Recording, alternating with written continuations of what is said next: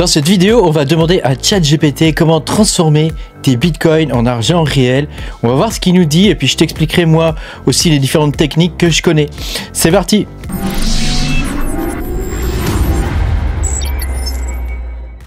Bonjour les amis, je suis très content de vous retrouver aujourd'hui dans cette nouvelle vidéo où on va s'amuser un peu avec ChatGPT. On va voir un petit peu ce qu'il a à nous dire sur comment on fait à transformer ces cryptos en argent réel. Est-ce que par hasard il n'aurait pas des techniques que nous on ne connaît pas? Écoute, on va voir ça dans cette vidéo. Pense à mettre un petit pouce bleu et à t'abonner à la chaîne si t'es pas abonné. Voilà, je te rappelle que tu peux me soutenir en allant sur patreon.com/makertronic. Tu pourras voir mes vidéos en avance.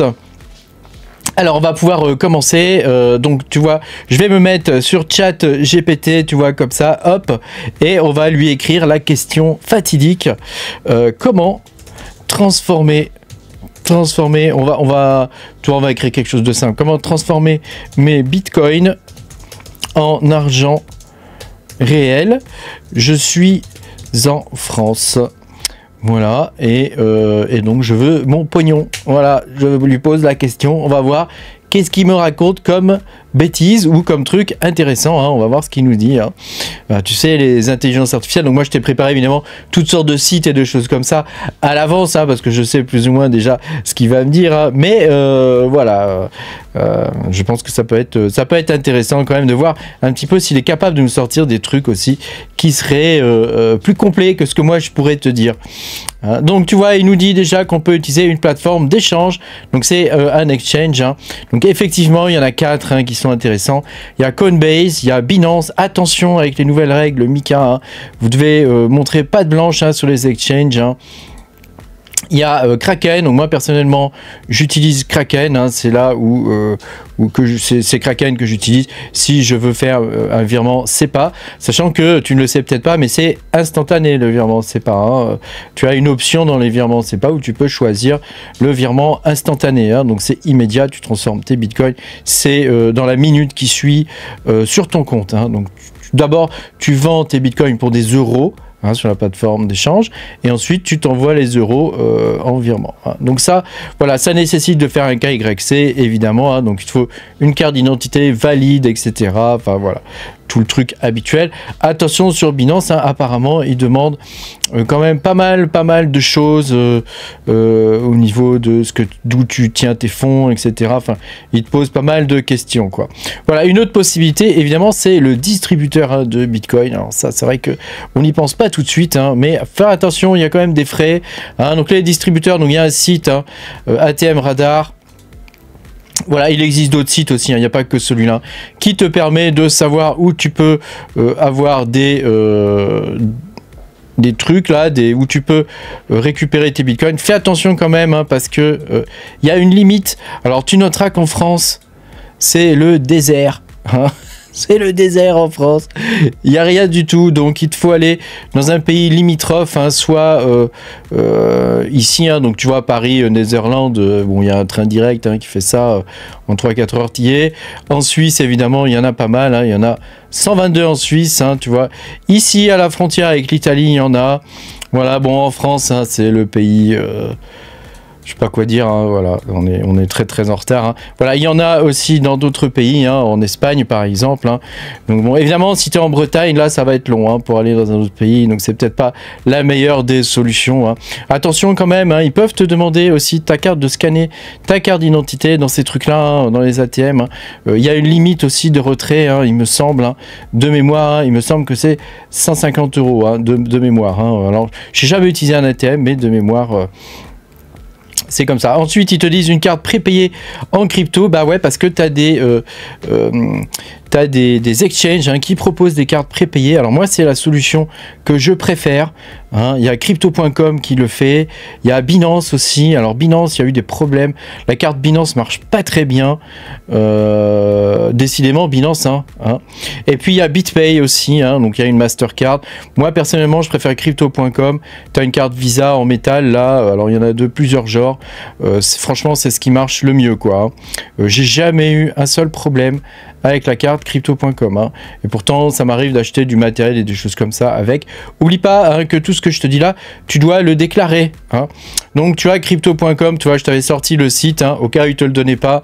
Hein, il y a crypto.com, hein, donc c'est très pratique. Voilà, fais attention avec crypto.com, les frais de trading sont très très élevés et c'est pas très intéressant de faire du trading dessus. Hein. Ensuite, tu as les plateformes de peer-to-peer. Alors, les plateformes de peer-to-peer, c'est des plateformes qui te permettent de faire des échanges de main à main. Donc, eux, ils servent de tiers. Donc, alors, il y a des exchanges hein, qui se sont mis à faire ces trucs-là, mais c'est quand même pas terrible. Et alors, faut dire que, tu vois, localbitcoin.com, par exemple, qui servait justement de plateforme de peer-to-peer, a fermé. Hein. Je pense qu'ils essaient de fermer toutes ces plateformes-là. La régulation essaie de fermer tous ces trucs-là. Et Local Monero aussi, tu vois, à fermer. Donc ça, voilà, il faut faire attention à ça. Et puis tu peux aussi rencontrer la personne en vrai. Hein, donc fais attention, hein, parce que si tu arrives avec 5000 balles, par exemple, et que tu te fais braquer, bah tu te fais braquer, quoi. Je veux dire, à un moment donné, bon, faut pas être trop con non plus. Hein. Même si tu es dans un lieu public, tu peux te faire niquer la gueule, hein, donc fais gaffe quand même. Hein. Ce truc-là, franchement, moi, ça, je conseille pas. Hein. Prends une carte de crédit ou un truc comme ça. Bon, tu paieras tes 30% comme tout le monde, hein, et puis c'est tout. Hein. Voilà, impôts et réglementation en France. Voilà, donc là, il te dit. Donc là, alors pour moi, il a oublié quand même pas mal de trucs. Hein. Il y a aussi les banques. Hein, donc on va y aller. Il y a les banques qui te permettent de faire des transferts crypto, euros directement sur le compte. Hein. Donc il y a Revolut qui fonctionne comme ça. Il y a Wise aussi qui est très bien, qui est pas très connu, qui est en Angleterre, Wise. Ça te permet d'avoir une carte de crédit, ça te permet d'avoir un IBAN français, irlandais ou dans d'autres pays. Hein. Tu peux même choisir. Hein. C'est très bien Wise. Moi, si tu as un truc à choisir, je te conseille plutôt Wise que Revolut. Voilà, tu as des banques que je connais pas. Alors on en fait beaucoup la publicité, donc moi je me méfie. J'aime pas trop quand on fait de la publicité. Ils m'ont contacté, hein, pour tout te dire, ils m'ont contacté pour que je fasse une vidéo. Mais voilà, comme j'ai pas de carte d'identité valide, ça ne fonctionne pas. Je ne peux pas KYC, hein, voilà. Voilà, un autre qui est très très bien, c'est Nebeus. Hein. Nebeus, c'est pareil, hein, il est vraiment bien. Il est adapté, si t'es freelance ou des trucs comme ça, tu peux te faire payer directement en Bitcoin. Hein. C'est vraiment très très bien Nebeus. Donc si tu connais pas, c'est espagnol. Si tu connais pas, voilà, je t'invite à la découverte. Hein. Voilà. Et puis évidemment, il a oublié un truc très important, qui sont les prêts. Et bah ouais, les prêts crypto. Hein. Donc il y a Nexo pour ça. Hein. Donc ils ont refait tout leur look, tout ça, Nexo. Ça fonctionne très bien, Nexo. Ils ont une carte de crédit qui te permet de dépenser tes cryptos, évidemment. Donc tu vois, moi je suis Platinium hein, dessus. Hein. Bon, j'ai pas grand chose, hein, il me reste 2 $, je crois.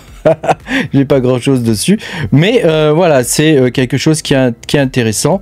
Tu peux emprunter à un taux de 2,9% ici. Alors évidemment, ça peut être plus tu es Platinum et tout ça, plus tu peux emprunter à pas cher. Et ensuite, tu dois rembourser. Hein, évidemment, donc tu dois rembourser. Ou pas, hein. Moi je te conseille quand même de rembourser, hein. Moi je rembourse. Hein. Voilà, tu vois, j'ai gagné 32 $ en intérêt dessus. Tu peux laisser tes fonds dessus, ils travaillent automatiquement, etc. Voilà, après fais attention de ne pas mettre toutes tes cryptos au même endroit parce que là, hein, évidemment, hein, on connaît hein, Celsius et tout ça. Hein, voilà. On a l'expérience de ce genre de choses, donc tu peux très bien mettre un peu dessus, un petit peu ailleurs, un petit peu par-ci, un petit peu par-là. Mais voilà, faut bien répartir ces fonds hein, parce que sinon, il te reste plus rien. Et puis évidemment, il faut que tes fonds restent bloqués un certain temps. Hein. Donc ça, c'est normal, hein, c'est comme ça. Hein. Voilà. Et puis enfin, je voudrais te présenter ça. C'est Bitrefill. Avant, tu pouvais acheter des cartes cadeaux. Donc tu peux toujours acheter des cartes cadeaux, mais tu as aussi une carte carrément Visa maintenant. Hein. Donc, moi, j'étais bêta-testeur pour eux hein, sur Bitrefill, pour leur carte Visa. Donc ça marche très bien, le service est nickel. Et la carte fonctionne bien. Par contre, il y a des frais. Hein, donc ça, faut t'attendre à avoir des frais assez importants. Et les magasins peuvent te refuser les cartes cadeaux, par exemple Amazon, si tu t'arrives avec une carte cadeau de 5000 balles, ils vont te demander d'où tu la sors, quoi. Hein, donc bon, donc fais attention hein, quand même. hein, n'exagère pas. Hein, je sais qu'en crypto-monnaie, des fois, on peut toucher des sommes qui peuvent être 1000 balles, 2000 balles. Des fois, ça peut être relativement intéressant dans le mining d'un coin, par exemple, ou en trading. Hein. Donc, tu fais attention. Hein, voilà. Le plus sûr, ça reste quand même le virement SEPA. Oublie pas que si c'est des sommes assez importantes, il faut prévenir ta banque avant. Hein. Si c'est un compte bancaire classique, tu dois prévenir ta banque avant. Hein, voilà. Il y a des banques qui te posent moins de questions, des banques qui vont te faire chier et peut-être même tu verras jamais la couleur de ton argent. Hein.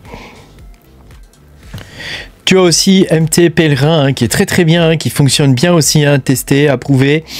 Il faut faire un KYC au-dessus de 1000 $ aux dernières nouvelles. Hein, évidemment, vérifie toujours, hein, parce que si tu regardes cette vidéo dans 6 mois, après, l'info sera peut-être plus vraie. Hein, mais voilà, ça fonctionne aussi très bien.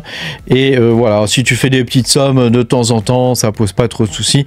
Évidemment, n'hésite pas, n'oublie pas que tout ce que tu fais, tu dois le déclarer, le noter, etc. Hein, et qu'il te faut remplir lors de ta déclaration d'impôt, en tout cas si tu es français, il te faut remplir tout un formulaire. Pour chaque transaction, il te faut remplir le même formulaire. Hein, donc c'est un petit peu fastidieux, mais voilà, ça se fait bien. Hein, c'est comme ça que ça marche. Hein.